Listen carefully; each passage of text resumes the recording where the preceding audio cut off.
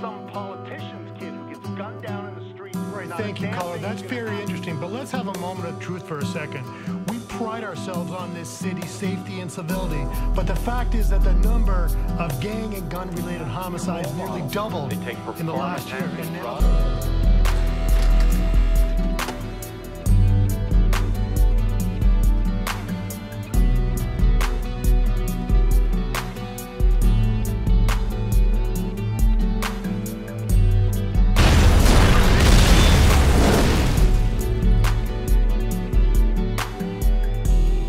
Guns, the miniseries, is about 4 families caught up in illegal gun trafficking.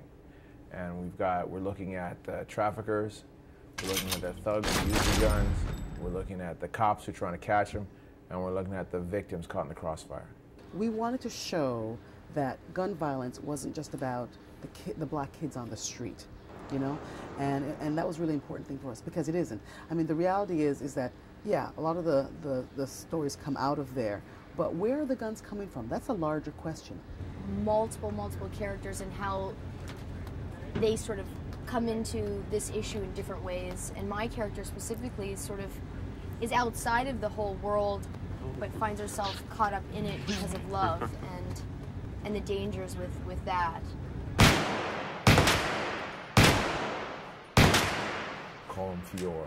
He was the first guy who signed on, and we wanted him to play Paul Duguid because we needed an actor who was going to make this villain complex, make this villain someone who is very intelligent. Intelligent villains for me are the best villains.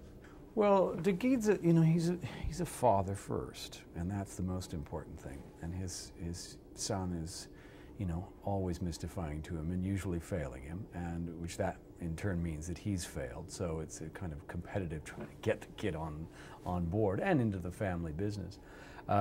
So he's primarily a nice, suburban father businessman kind of guy. What is his business? Selling guns. You are under investigation. How'd they find out already? This has nothing to do with the Patterson shooting. Then what? The police have somehow connected you to Boston. Bobby is sort of the son of Paul. Paul is the kind of kingpin. He's actually an accredited arms dealer, but he's got a lot of shady stuff going on. How do you live with yourself? You're bringing death in by the carload. You're giving guns to thugs. You're making your girlfriend a mule. And now you're a murderer. You're such a hypocrite. You own a gun? Yeah? Yeah. Yeah, you carry a backup? At night, you're by yourself. Somebody wants to take your shit. What are you gonna do? You gonna protect yourself? Everybody's got that right. Not just the cops. Bobby is sort of kind of his right-hand man when it comes to doing some of the shady stuff. Yo, man. How you feeling? You good? Yeah. Jesse, don't let me distract you. Amber! Hey, baby. Hey yourself, Mr. Fancy. It's been a tough character to play because he's not the nicest guy in the world.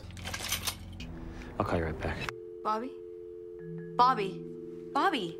In what I have to do within all of these characters coming together with this common message is that she kind of comes in and not understanding exactly what her role is, and then realizes that she gets caught up in this insane illegal gun trade from the States to Canada, and gets sort of messed up in it and is in the crossfire. I hate to ask. You don't have a choice, Bobby. I'm your lead. Of course, we cast Alicia Cuthbert as Frances Dett. She's actually involved in this whole trafficking thing, but she's also, strangely enough, an innocent. She's our cautionary tale, so we were just thrilled to have her because we're hoping that especially the kids can identify with her. I just like the idea that she wasn't necessarily a bad guy, but that she was in love with a bad guy and finds herself committing and doing things that necessarily aren't something she'd be used to, and then turns around and finds herself completely wrapped up in all of it and in a lot of troubles. My name is Shawn Doyle, and I play Rick Merriweather. And I work with the Weapons Enforcement Unit, and I'm a detective, a senior detective. And at the beginning of the film, myself and my partner happened to be on the scene of a shooting. Get down! Get down! There's a shooting at Young and Gould. Multiple victims. I need ambulances. And I think it serves as an impetus for myself and my partner to become very passionate about trying to stop the trade of guns. You're looking at 3 counts of attempted murder. Do you understand that? I want my lawyer. You want your lawyer? You want your lawyer? Get this guy off me. You listen to me. Get this guy off me, man. I want a lawyer. Ford Sanders, character I play, that's his mission, to get to the problem, get to the root. And while he's doing that, he's trying to get the message across to people in the areas in which these guns are being found. One or both of you is lying. Ballistics came back, said that this is the murder weapon used in the Jessica Farrell shooting. What? I am K.C. Collins, and I play Derek Wilson. And he's straddling this line between, for lack of a better term, good and evil.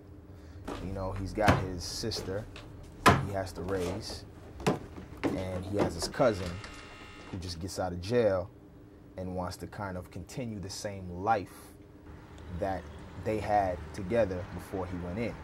And with his cousin going to prison, that gives him time to think, that gives him time to grow, that gives him time to do other things. And he becomes in love with, you know, journalism and whatnot. And he's trying to, you know, become a man, but by standing up for himself, but doesn't know how to really go about that without, you know, sparking the wrong fuse, in a sense, you know. It's funny. This whole time, I never thought that you would come for me, man. Although I'm on the street level, I'm actually working for a higher up, and it shows the relationship between the white collar criminals and then the thugs. I thought that Suds showed a really good grasp of the balance of what was going on and why the simple facts of the business and that people made money doing this kept the thing going. It's an economic thing as well as a cultural thing. The danger of doing a show called Guns with glamorous pictures of guns is that you're glamorizing guns. And in fact, nothing could be further from the truth. But we would be remiss if we didn't show why they were attractive. Why do people find it interesting to pick up guns? Why do they want more sophisticated, more cool, more shiny? What kind of guy thing is that? Impressive. Suds is great. I mean, it helps when you're working with someone who's also written the project because they understand the movie on so many different levels. You know, it's not just taking a script and going, okay, I think I see what this is going to look like. He knows where these characters have come from, how they're feeling. He knows all that backstory because it sort of came from his mind. It's nice to work with, other Canadian, actors and directors and writers. It feels like home. It's great. Guns came about because as we were reading the newspaper, reading all these stories about gun violence, it became clear that this is something that was out of control.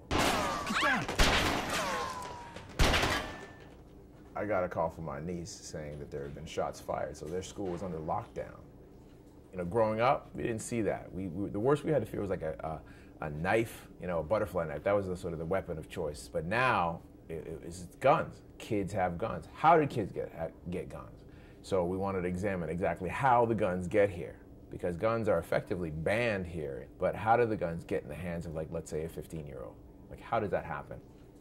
I think there's a lot of attention now in a lot of cities in regards to guns, simply because now it's spilling outside of that demographic. It's now getting into the rural areas, it's getting into the safe areas.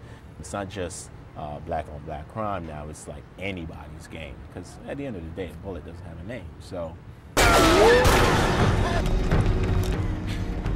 It's interesting because it wasn't until I moved to the States that I felt like I was more aware of guns and gun issues. There's a shooting every single night in California, and you kind of get numb to it. And it's kind of happening, unfortunately, in Canada. And so I think it's important to talk about it and be aware of it. And even though you don't necessarily think it's around, that it's happening. Get in the trunk. Oh my God. No, please. What I hope people see is that this is a really complex issue. I hope that they see that gun violence is not just about people in the projects you know, shooting each other. I want them to realize that these guns are coming from somewhere. They're not coming from these neighborhoods. They're making their way from somewhere else. You know, you can throw all these kids in jail if you want, but they got brothers and sisters and cousins that are just going to replace them as long as the gun's there. So it's not stopping the kids, it's stopping the guns. Yeah, I think if I had to sum it up into one idea, I would say that we can change this. We can put pressure on those people who are allowing this to happen. We send a message to the nation. No more guns in our city.